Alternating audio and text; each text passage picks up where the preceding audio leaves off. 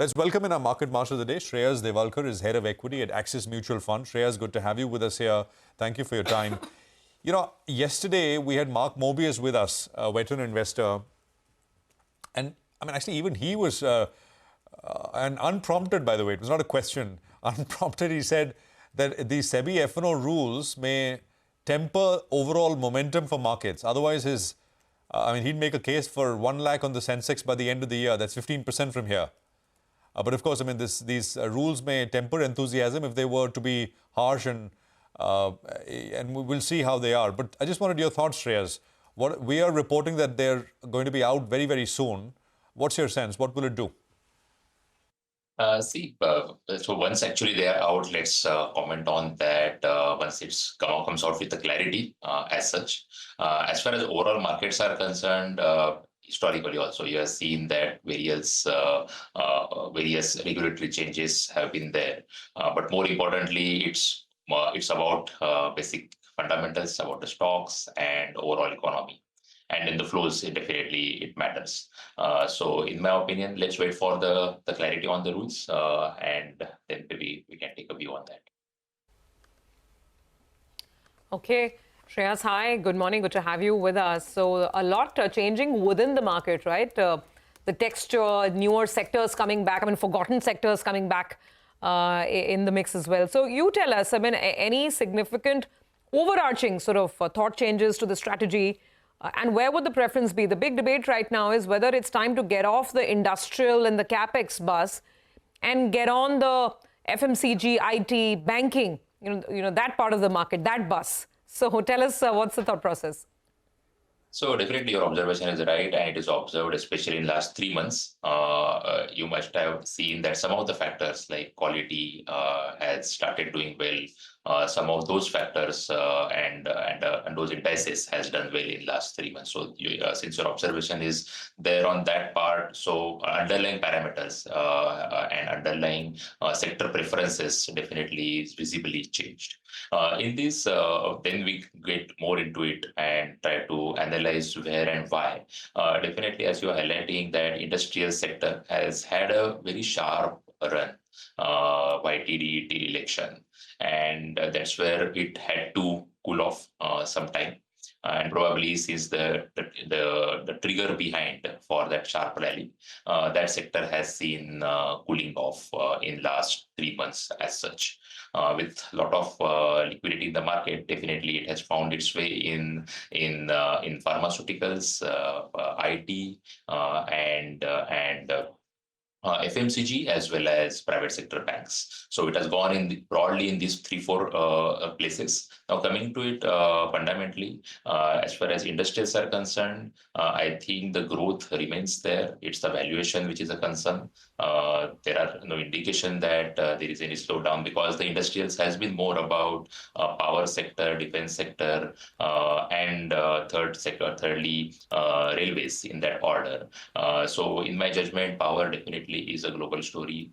Defense also worldwide, everyone is spending on that. It's a valuation which is where the debate is going on. Secondly, on the where the money is going, it's IT as well as banking. If you talk about those sectors, then definitely in some of these sectors, especially IT, FMCG, etc., then the bottoming out is clearly seen. So there are no signs of improvement, but there has been earning cuts multiple times in last multiple quarters. And earning cuts, the halt of that earning cut has definitely given some hope of revival in those sectors. So we will have to watch out for these results as well. Fact of the matter remains that the volume growth in both the sectors remain in mid-single digit, so that's where the big call on these two sectors will be on. Pharmaceutical definitely doing well, especially both on the domestic front as well as from the US front. And so we are also positive on the pharmaceutical in that sense. All right. Hi, Shreyas. Good morning and good to see you in. Nigel on this side. The big theme that has played out is the metal stocks, and valuations is not really a point to debate out there because they move with momentum.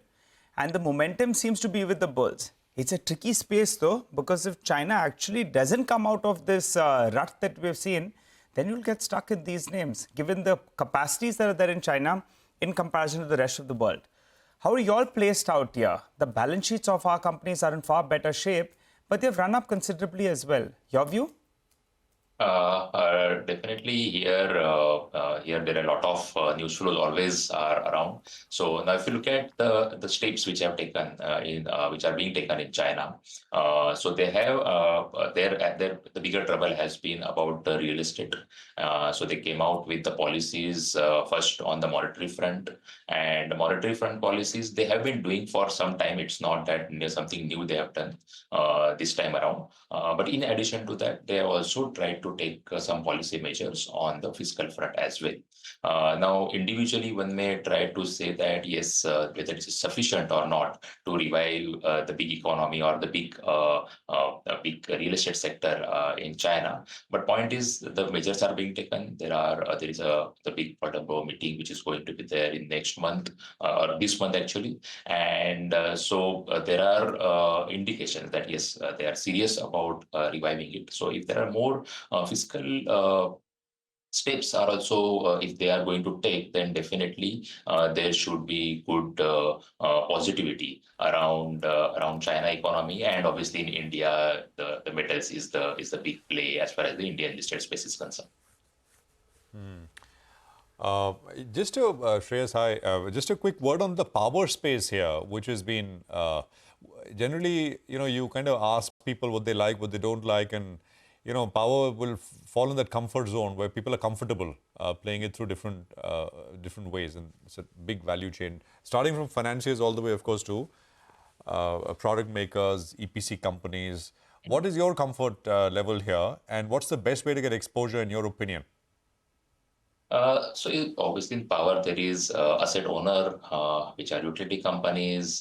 In that also, there is generator and distribution companies. Then there are capital goods companies. And obviously the financiers you have highlighted. Historically, when it comes to any capex stories, the capital goods companies have been better off.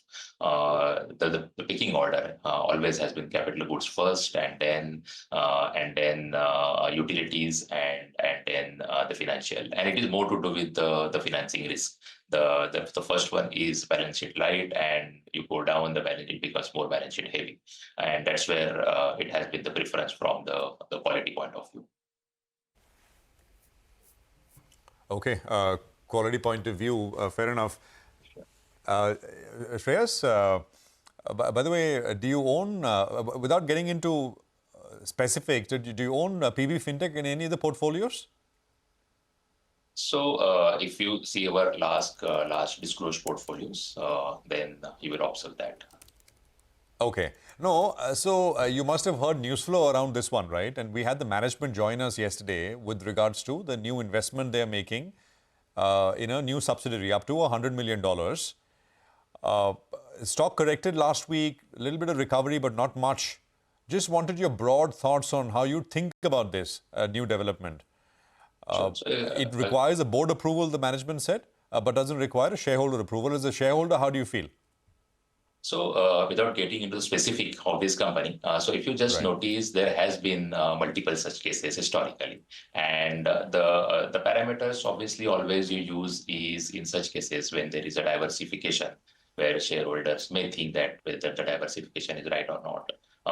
From the shareholders' point of view. So historically, there has been multiple cases, and we use certain parameters for that, whether there are guardrails or not, whether it is and how the management will take up with that, the bandwidth as far as bandwidth is concerned. So we have used certain such guardrails earlier as well. Since there has been multiple cases, as I highlighted in this space. Okay, all right, Shreyas, thanks a lot for joining in and filling us in with all of those details, and wishing you all the best, and look forward to chatting up with you soon.